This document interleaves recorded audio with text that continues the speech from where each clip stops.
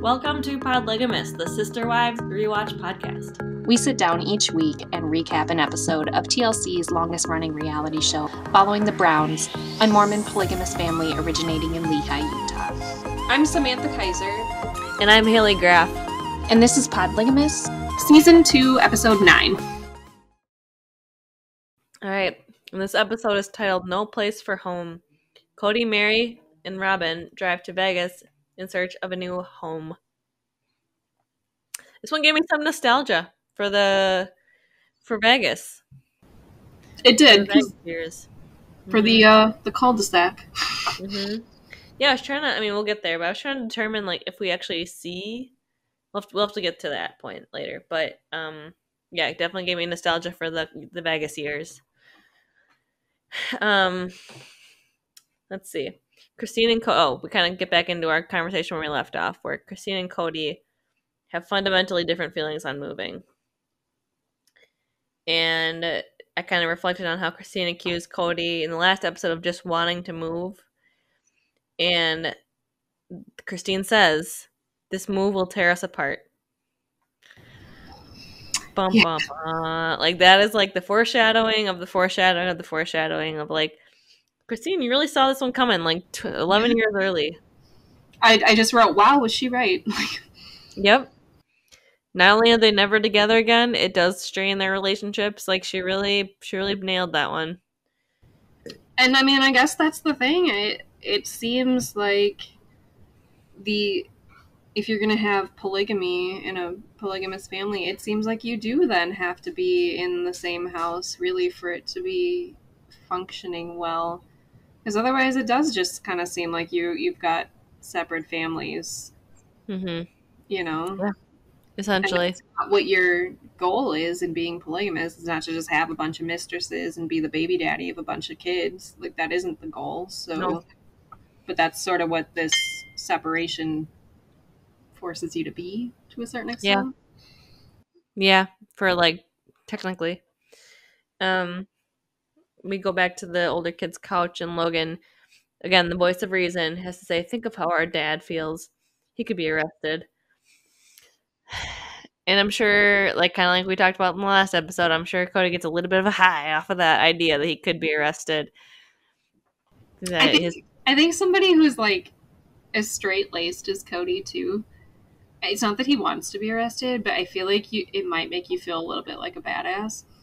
Because he's not actually doing anything wrong. And again, he could be like we've talked about in the last one, the martyr. So that would make you kind of feel, I don't know if you want to say powerful, but it would just significant, maybe. I don't know. Vindicated. Just sort of yep, this is what Joe Smith went through, and this is what I'm going through. I'm just like Joe Smith. Yeah. The history books will know my name. And he can say I could be arrested and that he's the criminal and blah, blah, blah. But as we have said, will they actually get arrested? I think we can all agree probably not. Well, it could happen legally, which is not great. It's not a great feeling that legally they could be arrested.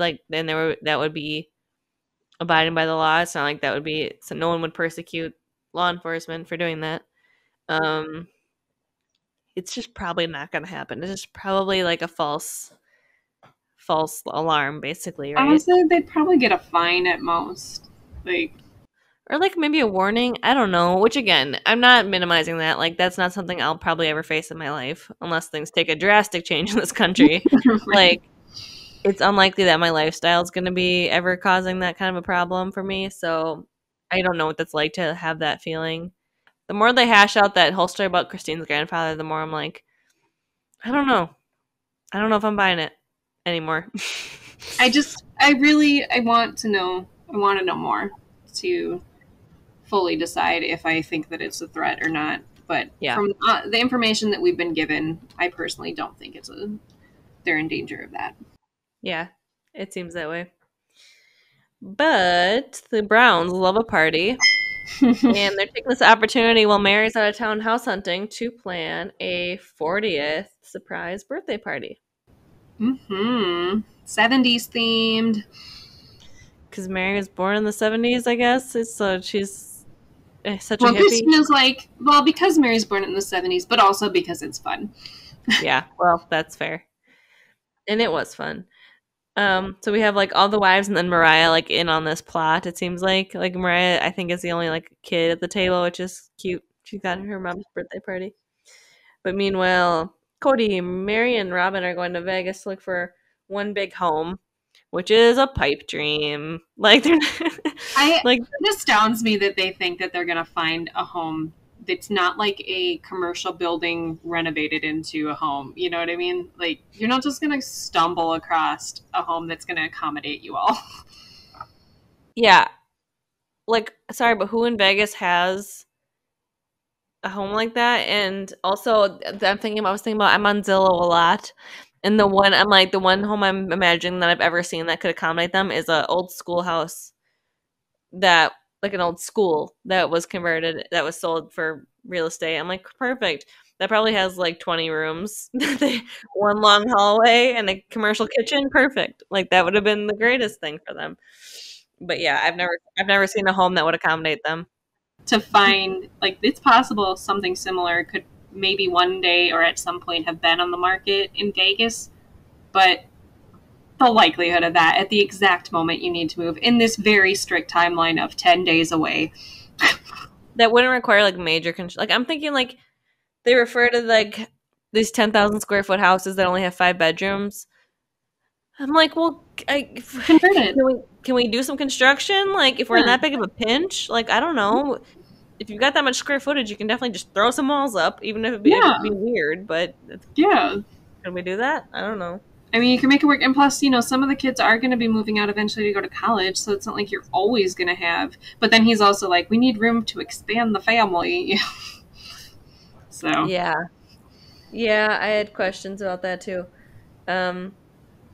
I have questions of, first off, again, this crazy timeline. I know they say like they're trying to time it for the kids, like so they finish their school semester at their Utah school and then they can start in Vegas by the time they move. So it's very tight timeline.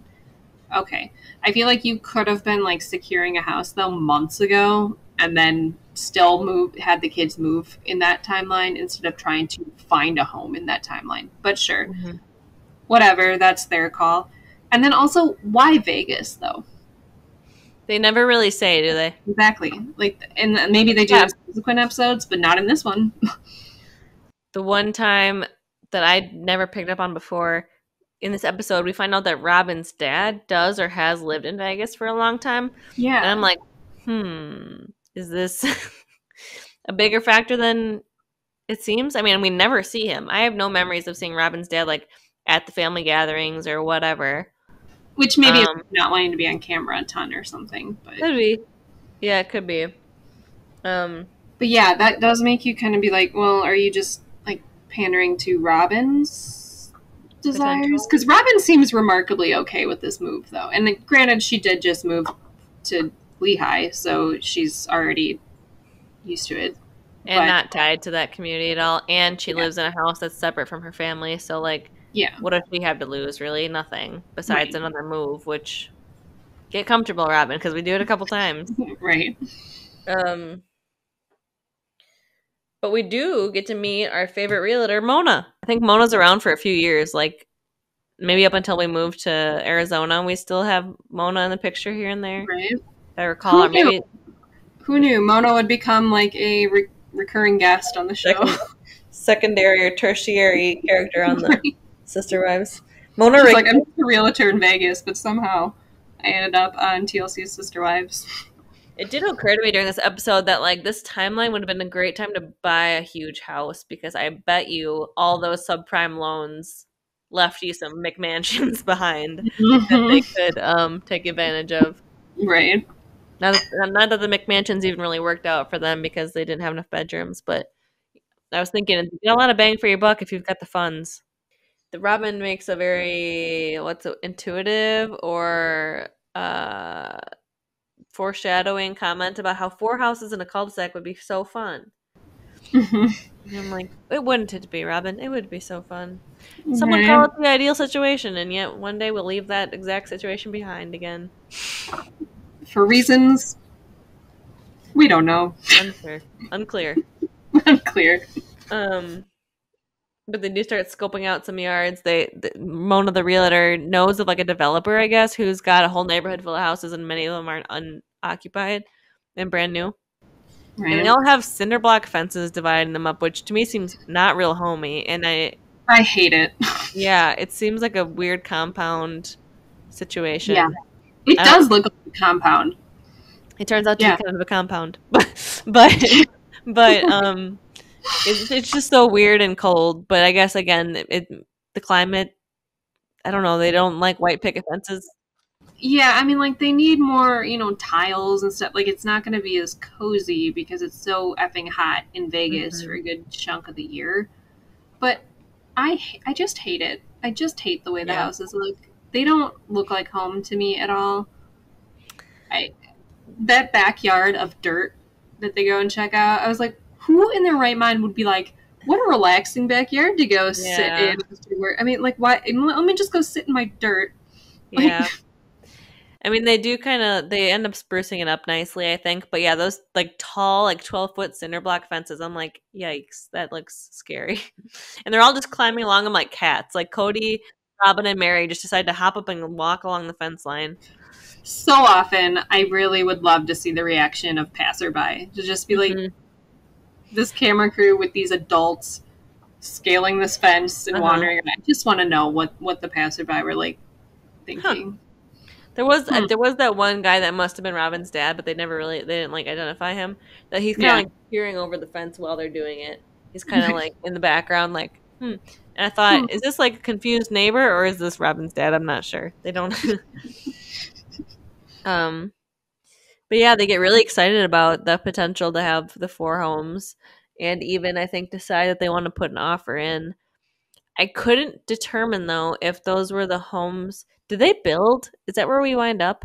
Do you recall? Or do they find those houses they wind up in? I thought they found them. I thought these were the ones that they end up moving into. They look uncannily like the ones, but also this whole neighborhood is made by the same developer, so they all kind of do look the same. Yeah. So unclear. Can't remember. Sorry. And they end up in rentals, if I recall. So they might build. I think they end up in rentals and then are building. But these homes, they kind of seem like they were doing like a lease to own situation. Oh, like someone else was maybe renting some of the houses? Yeah, so I'm not sure exactly. I guess we'll find out more next week when things are answered. But yeah, I just can't remember how it works out. But it did seem like a lease to own sort of deal. Yeah. But meanwhile at home, we're setting up for Meri's party. And Gabe is the disco ball placement master. He's trying to explain, no, you gotta put it over here, you gotta put it over here. And then they're like, whatever, little kid. And then he moves the light, and they're like, huh, look at you, smarty pants. Because he figures out how to get the disco ball to reflect across the home. I wonder how he figured it out. Like, just a little smarty. Yeah. My new favorite character. It won't reflect enough on the ceiling if we have it in this corner like you want. So you want to get it in the home. They're out buying costumes. They're at some sort of like Halloween Express or Party City, right? Janelle was like, "Fuck this shit," with the cost of the party items. Yeah. It was like $200 for probably a lot of stuff, to be honest. Like, how many people there are? I bet they bought a lot of gear. And like, I mean, stuff at those stores isn't overly expensive. Just the number of things they had to buy. But she's like, dang, that hurts my wallet a little bit, Janelle. For just one party, and I'm spending $200. But for a party for that many people, I guess I don't know how much they paid for like the food. Yeah, I guess I don't know either. They had quite the spread though. They had like these kind of gross looking tie-dye cupcakes. They were just like, when that kid brings like cupcakes for a birthday like thing, and maybe not everybody, maybe I was like a snob, but sometimes I look at that icing on some of those cupcakes that kids are bringing, and I'd be like, pass. It depends who brought it in, kind of deal. And I know that sounds mean. No, you're right. Sometimes that brownie tin just looks like, I'm not so sure about that. I don't know. And maybe that's why, like, when we used to be in the office, we'd do like potlucks and stuff. I don't know if you ever really got to experience that because you weren't in the office that long. No. But when we would be in there, we'd have like potlucks and such, and people be like, oh, sign up what you want to bring. And I was like, there's no way in hell I'm baking anything. I'll bring in like a bag of chips or something. Because I just have this like anxiety of like, if what I bring doesn't look appetizing enough and people are just going to leave it. And just bring home the whole tin. Who brought in like something unappetizing. So I just like have such anxiety about that. So I just be like, I will buy cookies at the store. I will buy chips or something to bring in instead of pasta salad that I made or something, you know. Putting yourself out there. Yeah. Nope. Pasta salad's another one that can be real hit or miss at like a barbecue. If I like look at that Tupperware and it looks a little dingy, I'm like, I know. And there probably is nothing wrong with it, honestly. Probably not. And that's just me not knowing, but that makes me feel like a bitch for being like, yeah. No, I think it's fair. And well, fair. Maybe not fair. That's not correct. But it's I think it's a universal thing of like that brownie tin looks beat, and I don't know if I know how many cats you have at home. If there's gonna be some cat hair in here, no thanks. Yeah, so. That's why I don't want to be that person. So I will not make anything homemade for this party. Well, it's funny because now everything I eat has a healthy serving of dog hair in it, and that sounds disgusting. But like, I wash my hands, I have my sleeves out of the way, I have my hair back. Like, there's no reason there should be dog hair, but it's just like in the atmosphere of my house, and it's like there's gonna be some dog hair in there. Sorry about it. Like, and it's actually really not like it's not. It sounds gross, but it's actually like it's fine. It's really not that bad. It's unappetizing when you like pull one out of your like bite of food and it like threads out of there, but like otherwise, honestly, I've gotten to the point though where like that doesn't even really bug me when it's coming from my own stuff. I'm just like, yeah, my own stuff. Yeah. It's just flick it aside and we move on. But so it's like it's the same from somebody else then too. So like it's really not like if you're okay with it in your own, it's probably okay in someone else's. But still, we're just like. I know. I understand that logically, but like it just gives me like bad memories, or of like that kind of icing that gets like that oily like sheen to it. Ugh. I'm not a cupcake person anyway, so like I'm biased. So all that to say, the tie-dye cupcakes were too much for me. You would not have been hitting up the tie-dye cupcake table. Would not have. I wrote down that Robyn decides Christine will need something in pictures. Oh, I got it. Rewind. Robyn is out looking at the houses, and she determines that Christine is visual and she'll need pictures and videos. And she's right, because Christine sees those places and is pumped all of a sudden to move. I was shocked at her turnaround. Her whole tune just changed in a second. That was so weird.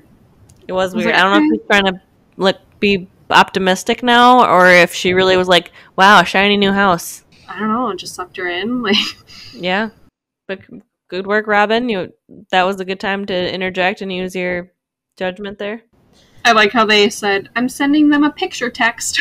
Yeah, picture text. All right, I received a picture text of this dress. Is when because they were shopping for like costumes. Yeah, and I was like, oh, what a time when we called them a picture text. Like, you just send a picture. It would be extra money to send the pictures, you know. Like, oh, was it? Wow. Yeah, you had to like pay in your plan or whatever for it. Oh wow! I don't know that I ever had a plan that cost like money per text. I know that in the early days, that was it was like per caricature. That's why we often have abbreviations, right? Because it was like the shorter you can make something, the more money you could save, like a penny per number or letter.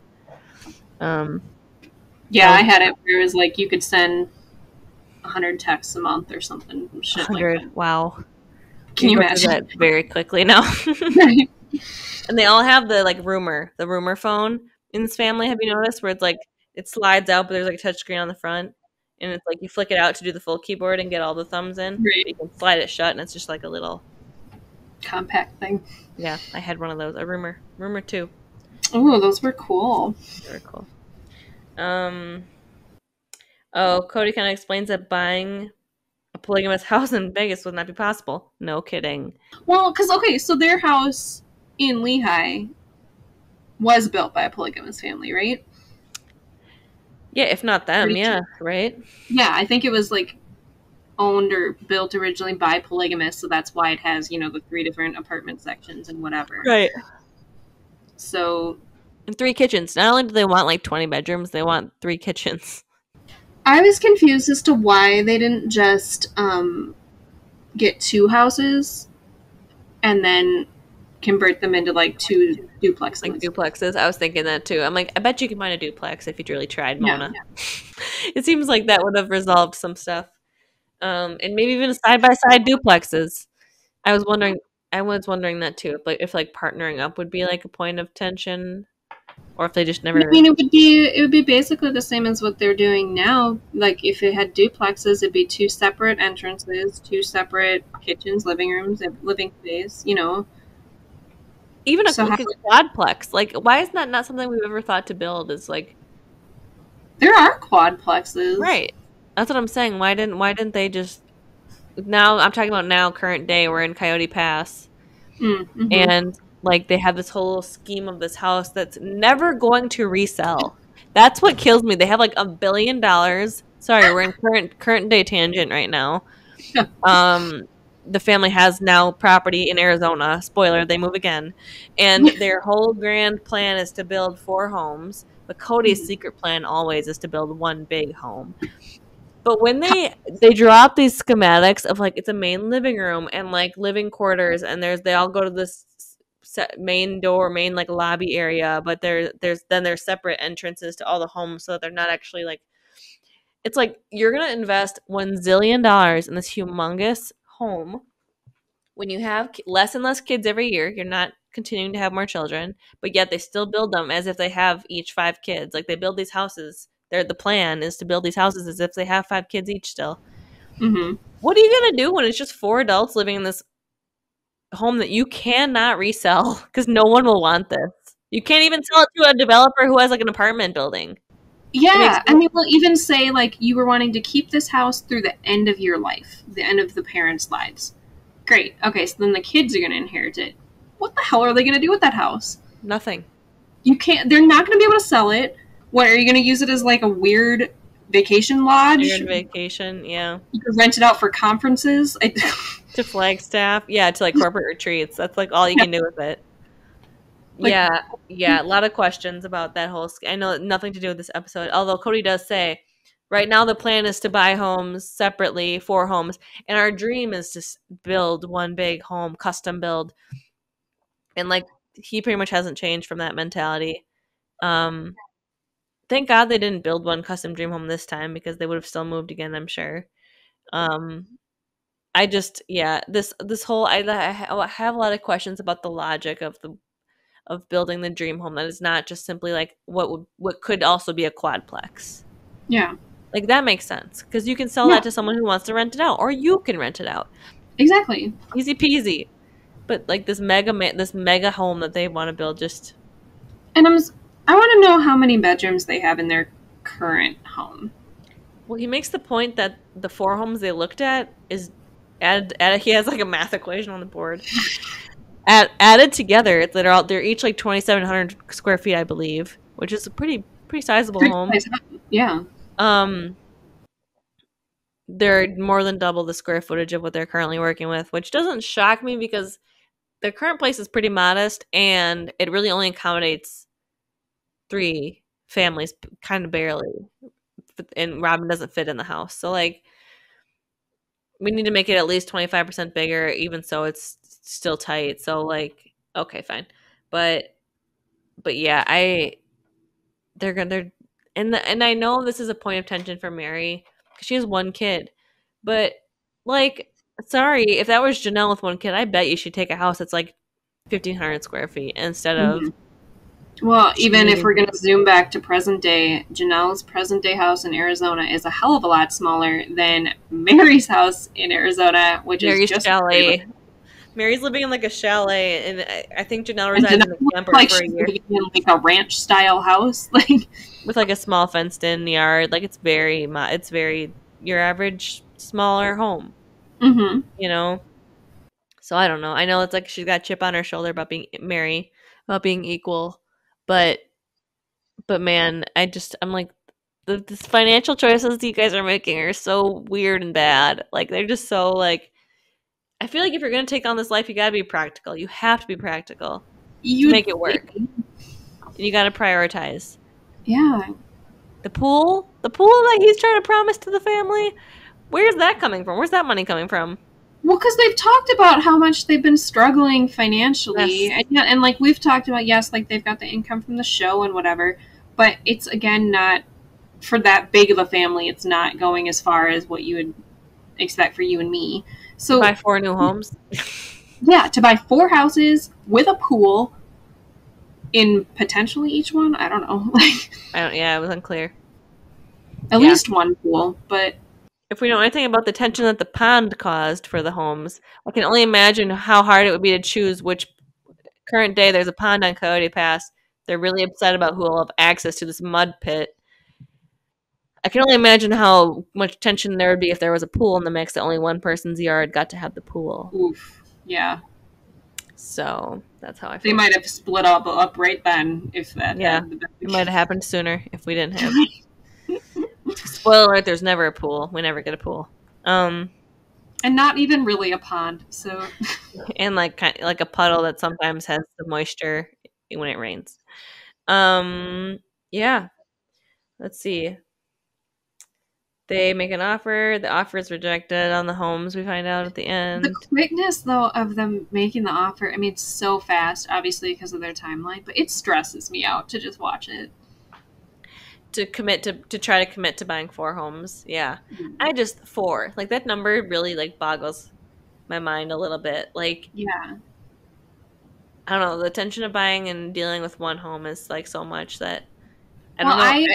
I've put in an offer personally on one house, and I got rejected for it, which I'm now, at the time I was bummed about, but now I'm very thankful for, because it probably would have strapped me more for cash during the pandemic than I would have perhaps liked, or it would have been wise.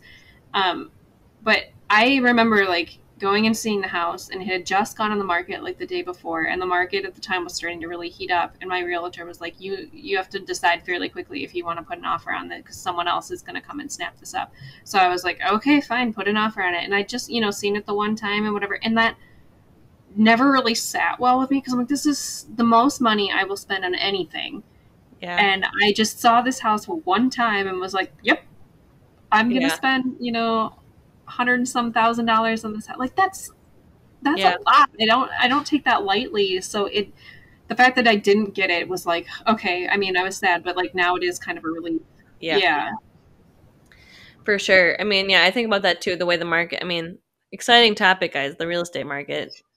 But the way the market is so fast paced and so like inflated right now, the cost wise, how anybody can feel comfortable committing to a house right now it makes me a little stressed out on behalf of other people. Like, I'm not really, we've like sort of looked, but not really very seriously. And to commit to sign something and commit to paying for so much for a house that you have to see, pretty much can only see once and then decide, because the way that the pace is, if you really want something you have to offer. Stressful. Mm-hmm. Luckily, this is during we're just kind of coming out of the Great Recession with the time they're looking at this house. We're smack dab in the middle of it at this point. Middle of it. I guess 2011 it would have been, right? Yeah. We're about to see the first time in my life where the end of the world is well, actually the second time in my life, because the 2000 Y2K, yes. 2012 was another one. I have memories of being in high school for that, and a girl that sat next to me telling me that she would not share her bunker, but she did have one, and I don't think she did have one. But anyway, really, there's a lot. So just to paint a picture of the time and place, it's 2011. It might even be 2012 now. If we're approaching January, I would imagine, and we just had Christmas. Yeah, it might be 2012. What the heck, though? Why would she tell you she wouldn't share her bunker? She was mean?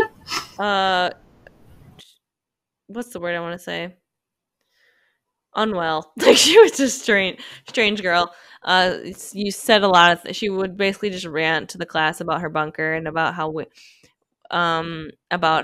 we were not allowed into it, and her dad built a bunker, and they have water and food and blah blah blah, and the world's definitely gonna end and whatever. Sat next to her in social studies, saw her the following week, and I was like, hey girl. The world's still here. She would shout out. She'd just say things just to say things sometimes. She was interesting. I would say her name because it was like she was infamous, but I won't say her name. But if you went to high school with me, you know exactly what I'm talking about. That is bizarre. It is bizarre, isn't it? Yeah, she was a character. Anywho, um, everyone's all aced out in their 70s gear. Robyn, Kody, Meri, all make it home. Meri gets a surprise. Do you have more between now and then, or are we in the Nope. right? Okay. That's exactly where I am too. It looks so fun, their party. It looks so fun, and they surprised Meri, and I was just thinking how like fun it would be to be surprised by that many people, like their whole family who was like made this whole party just for you, and they wanted to make it. They really went out of their way to darken the lights and like make it sure that you never found out. I just thought got her a whole outfit to wear and everything. I thought that was very sweet. And they did such a good job with all the outfits. Like all the kids and stuff, all of them had unique time appropriate outfits. Like some like beads and braids and like to Gabe, he had like the little sideburns. Oh, I missed it if he did. I think it was Gabe that did. Yeah, they all had, big skirts, big like kind of flowy skirts and braids and scarves. It was very cute. And they had a lot of homemade decor that was very cute that said, I think one said like pro polig on it, and one said make love not war, which times 4. I think they had like an X4, which I was like, dad sleeps with everybody. Like it was just like Ew. But whatever, it's cute, it's sweet. It was like, I'm sure Christine and the like moms thought it was hilarious and cute that the kids would make a poster like that, or maybe one of the moms made it. I don't know. I wouldn't be shocked. Right. And then we kind of close on. They're gonna talk about telling the little kids about the move, basically. The move next week. Yeah. Yeah, I mean, so some of them are like a little older, where like maybe they should have had more heads up, and some of them are so little that they're just not gonna really know the difference. But yeah, I don't know. I wondered about that. Like, there's a thing about like not giving kids too much time to worry. Like when you have a doctor's appointment in 2 weeks, you don't tell them until you say, okay, now in an hour we're gonna go to the dentist. That kind of thing. So, like if it's that kind of like trick they're trying to do, not trick, but like strategy.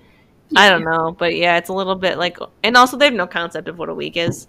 A week is like 100 years when you're in first grade or whatever. You know what I mean? Like, I know, but that's just such a big thing. Like, oh yeah, you're never gonna see his house again. Bye, house. Like okay. Pack up all your toys. And I do have a memory. I think it's Logan, like screaming at I think Dayton, one of the kids. We don't have room for all your toys. Like, I can only imagine how scarring that would be as a kid to have your brother like scream that. I can't leave these things behind. Yeah, all their special toys. But yeah, I think we're getting there. The tension's kind of slowly building. I didn't watch the preview for the next episode. Did you? To see what was up next. Okay. Well, guess we'll find out. But do they build? Do they lease to own? Do they rent? Stay tuned. Stay tuned. Is there a pool? No, there's never a pool. Spoiler alert, there's not.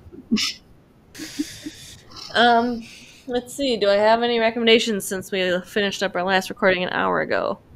I have one. It's stupid, but I have one. The Kardashians' new show that's on Hulu is excellent. If you like reality TV, if you like to be a voyeur, if you like to see like news and pop culture happen like real time, it's different from if you thought the show that they had on E, which was Keeping Up with the Kardashians, if you thought that was stupid and staged, I get it. This is not. It's so good. Really? If you're curious about Kim and Pete's romance, how that came to be, if you're curious about Khloe and Tristan Thompson and their whole deal, if you're curious about Travis Barker and Kourtney Kardashian and their romance, and their marriage, now marriage, yes, that hasn't. I mean, maybe it'll be on the show. Maybe they'll really quickly edit that. But it's really good content, guys. There's no filler. There's no like weird fake plot line that they insert just to like. Wow, that is a little different. Maybe because it's on Hulu instead of a network, like a B level network sort of. Yeah, I think they have more creative like involvement in it. So, anyways, the Kardashians on Hulu. I've always said the Browns are my Kardashians, but now the Kardashians are also kind of my Kardashians. So I guess I'm a reality TV person.